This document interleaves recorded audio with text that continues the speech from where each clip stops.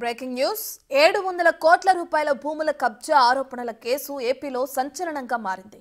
ఈ అంశంలో మాజీ సీఎం జగన్ ప్రస్తావన కూడా తీసుకొస్తున్నారు. తనను బెదిరించి 700 కోట్ల రూపాయల విలువైన ఆస్తులను మాజీ CM Jagan PA Nageshwar Reddy, Cheemakurthi Srikanth registration చేయించుకున్నారని ఇబ్రహీంపట్నం మాజీ రిజిస్ట్రార్ సింగ్ చంద్రబాబుకు ఫిర్యాదు చేశారు. అయితే సింగ్ ఏసీపీ అదుపులో ఉన్నాడు.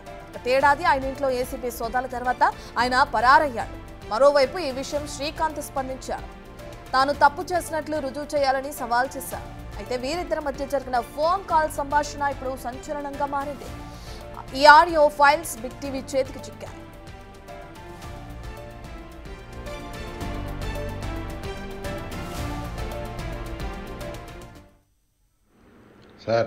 సార్ ఎందుకో నాకు ఆడికి డబ్బులు ఇవ్వబుద్ధి కావట్లేదు సార్. అసలు ఆడు ఒప్పుకుంటాడు ఒప్పుకోలేండి, ఒప్పుకున్నప్పుడు చూద్దాం.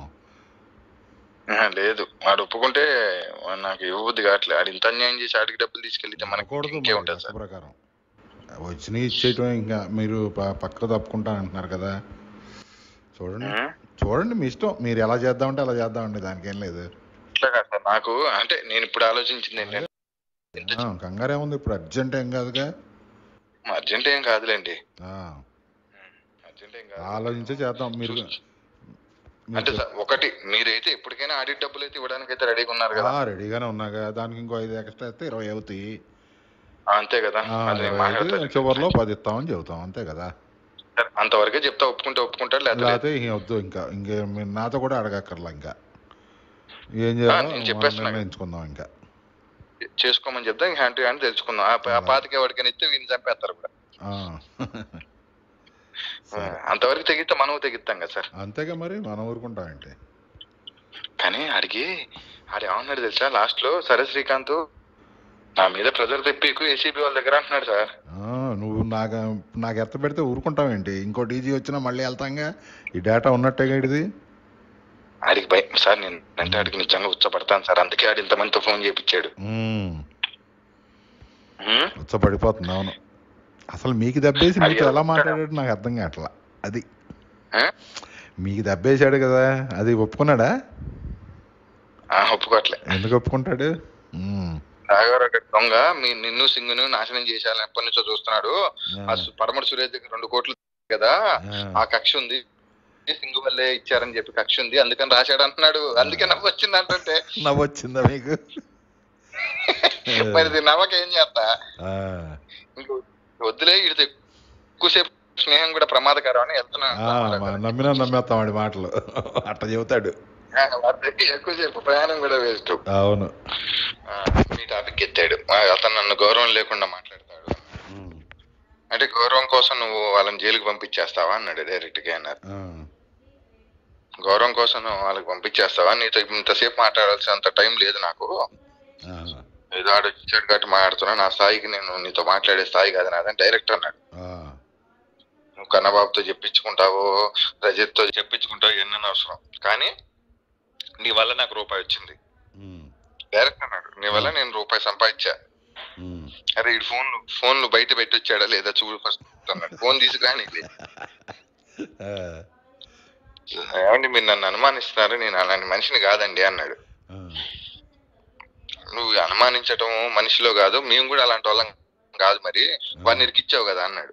డైరెక్ట్ అని ఇరికిచ్చావు కదా అన్నాడు. మరి వాళ్ళ లాస్ని ఎవరు పూడుస్తారు చెప్పండి అన్నాడు. వీళ్ళ లాస్ని ఎవరు పూడుస్తారు, సింగు పూడుతాడా నువ్వు పూడుతావా అని అడిగాడు. అది కాదు సార్, నేను ఏదో ఒకటి చేసి పెడతాను సార్. ఏం చేస్తావు చెప్పు, ఏదో ఒకటి అంటే ఏం చేస్తావు చెప్పు, నీ ఆస్తులు ఏమైనా తీసి అడిగిస్తావా అన్నాడు. అట్లా కాదు సార్, మీరు చెప్పండి సార్, ఇంకెప్పుడు నేను వీళ్ళ జోలికి వెళ్ళను కాదు సార్, ఇతను కూడా పోయి నా గురించి చెప్పాడు. నువ్వు చెప్పకపోతే అతను చెప్పడు కదా అన్నాడు. బాగా చెప్పారు. నువ్వు చెప్పకపోతే ఆయన చెప్పడు కదా, భయపెట్టిచ్చేస్తున్నావు డిపార్ట్మెంట్ నువ్వు అన్నాడు. ఫస్ట్ నేను వెళ్ళి మాట్లాడాక ఇదంతా చెప్పాక ఆయన వచ్చాడు. వద్దు ఫస్ట్ వాడు వద్దు అసలు ఇక్కడికి అన్నాడు. ఒక్కసారికి చూడు అన్నా. అన్నాక అతని జాబ్ గురించి అయితే ఒకటే చెప్పాడు. నేను చెప్తా ధనంజయ రెడ్డి గారికి, నేను చెప్తా అంటే చెప్తా, లేకపోతే నిన్ను కూడా తీసుకెళ్తా, ఇద్దరిని కూర్చో నీ ముందే చెప్తా. అది అవుతుందో లేదో నాకు తెలియదు. నాకు ఫోన్ చేయొద్దు నువ్వు ఎప్పుడు, మీ ఫోన్లన్నీ ట్యాపుల్లో ఉంటాయి, నువ్వు కానీ శ్రీకాంత్ కానీ నాకు ఫోన్ చేయొద్దు డైరెక్ట్ అన్నాడు. ఫోన్ ట్యాపుల్లో ఉంటాయి మావి అన్నాక, ఏంటి పవన్ కళ్యాణ్కి కాపుల మీటింగ్ పెడుతున్నావు కదా నువ్వు అన్నాడు. నేను లేదు సార్, నేను రాజశేఖర రెడ్డి గారి అభిమాని సార్, నేను రాజశేఖర రెడ్డి అంటే పంచ ప్రాణాలు సార్ అన్నీ. అది నాకు తెలుసు కదా, ఆయనకి తెలుసు. అన్నాకి అసలు నీకు ఎందుకు ఇవ్వాలి ఆ 25 అన్నాడు. మళ్ళీ అసలు నీకు ఎందుకు ఇవ్వాలి 25, రేపొద్దున నువ్వు మళ్ళీ అన్యాయం చేయవేంటంటే, ఏం శ్రీకాంత్ ఇచ్చే ఉద్దేశం ఉందా అన్నాడు. మనం ఒక 15 అయితే ఇవ్వాలి సార్, 15 అయితే ఇస్తానన్నా అని చెప్పా. అట్లా కాదు సార్ అని ఆడేదో రిక్వెస్ట్ వేలో వెళ్ళాడు. నేను అంత పోగొట్టుకున్నా, మరి ఆయన కూడా పోగొట్టుకున్నాడు కదా అన్నాడు. ఆయన కూడా నష్టపోయాడు కదా అంటే, మీ ఇద్దరిలో ఎవరు ఏం సాధించారు చెప్పండి అన్నాడు. మీకు తెలియదు సార్ ఆ నీచుడని మళ్ళీ మిమ్మల్ని స్టార్ట్ చేశాడు. అరే ఎవడు నీచుడే, ఎవడు ప్రతివత, ఎవడు సంసారం ఉంటారు చెప్పు. ఎగ్జాంపుల్, నేను హైదరాబాద్ వెళ్ళానండి, అక్కడ కొత్తగా పెళ్ళైన అమ్మాయి ఫ్లైట్ ఎక్కింది, ఒక అతను బాయ్ ఫ్రెండ్ వచ్చి ఎక్కిచ్చాడు, ఇక్కడ దిగాక మొగుడుతో వెళ్తుంది, అది ఎవడు సంసారులు ఎవరు ప్రతివత్తలు చెప్పండి అన్నాడు. చూస్తే కుందనం బొమ్మలా ఉంది అమ్మాయి, మనం ఉన్నంత వరకు మనం ముందున్నదే మనకండి, మన వెనకాల జరిగేది మన ఏది మంది కాదండి అన్నాడు. డైరెక్ట్ అన్నాడు.